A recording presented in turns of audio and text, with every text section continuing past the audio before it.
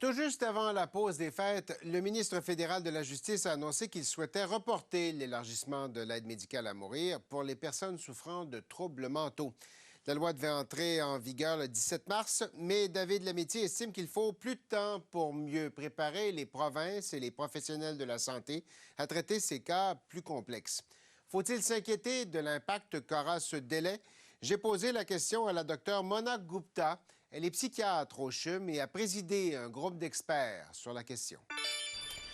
Docteur Mona Gupta, bonjour. Bonjour. Merci d'être avec nous.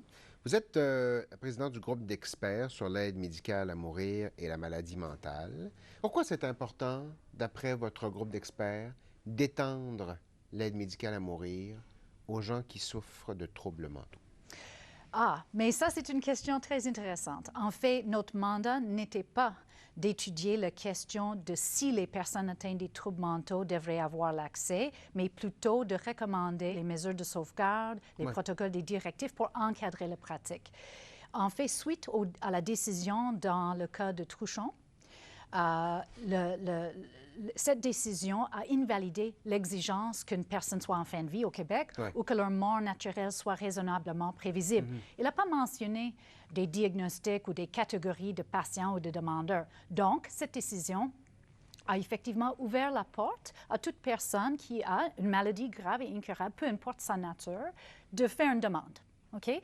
Mais c'était le gouvernement fédéral dans son projet de loi C7 qui a été adopté en mars 2021 qui a introduit une exclusion pour des personnes atteintes des troubles mentaux. Donc, si on suit la décision en Trouchon, ces personnes avaient le droit d'accès dans un premier temps. On leur retire ce droit-là, essentiellement. Exactement. C'est une mince ligne quand même. On joue dans un territoire où, comment fait-on, par exemple, pour distinguer quelqu'un qui souffre de troubles mentaux de quelqu'un qui pourrait avoir des pensées suicidaires? Comment on se penche sur ce genre de truc-là? Bien, la première chose que j'aimerais souligner, c'est que les personnes atteintes des troubles mentaux ont le droit de faire des demandes maintenant.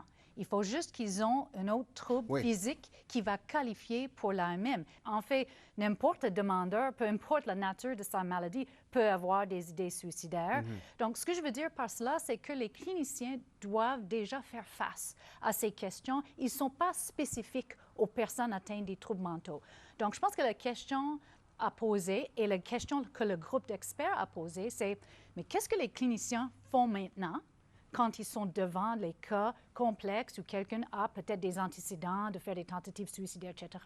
Et est-ce qu'on peut appliquer ce même raisonnement aux patients qui ont un trouble mental comme seul problème médical invoqué? Parce que c'est ça la seule différence. Elle est là, la différence, voilà. Mais ça, c'est complexe quand même. C'est pas un cancer, c'est un trouble mental. On définit ça comment? Comment on dit oui là, non là? Comment on l'aborde d'un point de vue éthique, d'un point de vue clinique? Bien, mais je pense que j'aimerais vous redonner la question. Pourquoi est-ce que c'est plus complexe d'étudier la demande de quelqu'un qui a un trouble bipolaire versus quelqu'un qui a un trouble bipolaire et une épilepsie réfractaire? Donc, je pense que c'est ça les questions qu'il faut poser. Mais pourtant, il y a une certaine appréhension de la part de la société ou de la part des gouvernements d'aller dans cette direction-là. Vous rendez ça très clair, puis vous me rendez ça très simple. Pourquoi ça semble être si difficile pour le législateur? Bien, c'est une très bonne question. En fait, je ne sais pas, parce que dans les faits, si on va demander les personnes qui évaluent ces domaines, les médecins, les IPS qui sont impliqués dans ces cas maintenant, ils vont vous dire que depuis l'invalidation de l'exigence fin de vie à mort naturelle raisonnablement prévisible, les cas de le volet 2, comme c'est connu, les patients qui ne sont pas en fin de vie, peuvent être très complexes dans exactement la même façon que le gouvernement fédéral, les membres de la société appréhendent pour les troubles mentaux comme seul problème.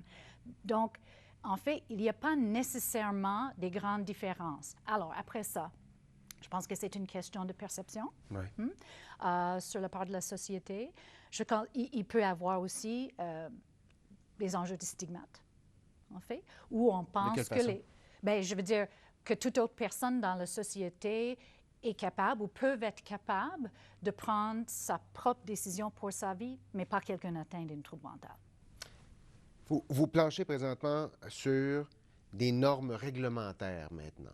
Les normes réglementaires, ça va s'appliquer au Collège des médecins, c'est de donner essentiellement les directives ou la base. Mais c'est ça. Donc, comme on sait, l'aide médicale à mourir est une pratique qui s'inscrit dans le système de soins de santé. L'instance qui a le mandat de dire c'est quoi une pratique sécurité dans l'intérêt public, ce sont des ordres professionnels. Ouais. Et c'est eux qui ont le droit d'obliger leurs membres, les médecins et les IPS dans ce cas, de faire certaines choses ou de ne pas faire certaines choses. Et c'est pour ça qu'on se pointait vers eux dans notre première recommandation. On a dit plein de choses dans notre rapport par rapport aux bonnes pratiques, mais la première recommandation était, on demande au gouvernement fédéral de travailler avec les gouvernements provinciaux et territoriaux et les ordres professionnels, de rédiger des normes qui vont s'appliquer aux médecins et IPS en matière d'AMM pour des cas complexes, incluant la maladie mentale. Le délai que demande Ottawa, il cause quoi, d'après vous? Il a quoi comme impact sur les gens atteints de troubles mentaux qui attendent ces modifications-là?